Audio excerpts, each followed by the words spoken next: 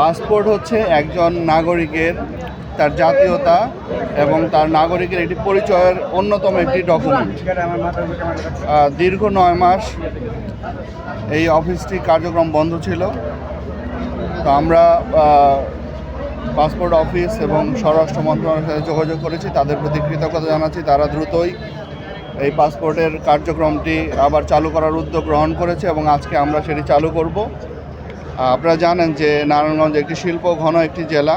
এই জেলাতে প্রতিনিয়তই মানুষ, আমাদের যারা শিল্পের সাথে যারা জড়িত আছে, তাদেরকে প্রায়শই দেশের বাইরে ট্রাভেল করতে হয়। সুতরাং পাসপোর্ট খুবই তাদের জন্য প্রয়োজন। এই জন্য এই জেলার আর প্রচুর জনসাধারণের বসবাস, সুতরাং এই জেলার মানুষকে প্রায়শই দেশের বাইরে ট্রাভেল করতে হয় এবং তাদের ট্রাভেল ডকুমেন্ট হিসাবে যে পাসপোর্ট, সেটি তাদের খুবই প্রয়োজনীয়।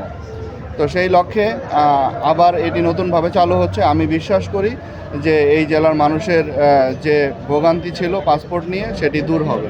আজকে আমাদের দীর্ঘ 9 থেকে 10 মাস পর আমাদের নারায়ণগঞ্জ আঞ্চলিক পাসপোর্ট অফিস চালু হচ্ছে।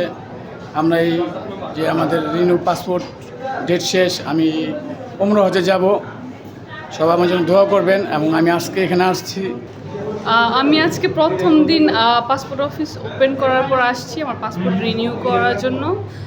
সার্ভিস ভালোই হচ্ছে গিয়ে, নতুন যেহেতু খোলা হয়েছে ওই হিসাবে আর কি সবাই সার্ভিস ভালো পাচ্ছে। আরেকটু কাজ করলে সবাই মিলে আশা করি যারা ভুক্তভোগী তারাও ভালো সার্ভিস পাবে। দীর্ঘ 9 মাস পর আঞ্চলিক পাসপোর্ট অফিস নারায়ণগঞ্জের কার্যক্রম আবার স্বাভাবিকভাবে শুরু হলো।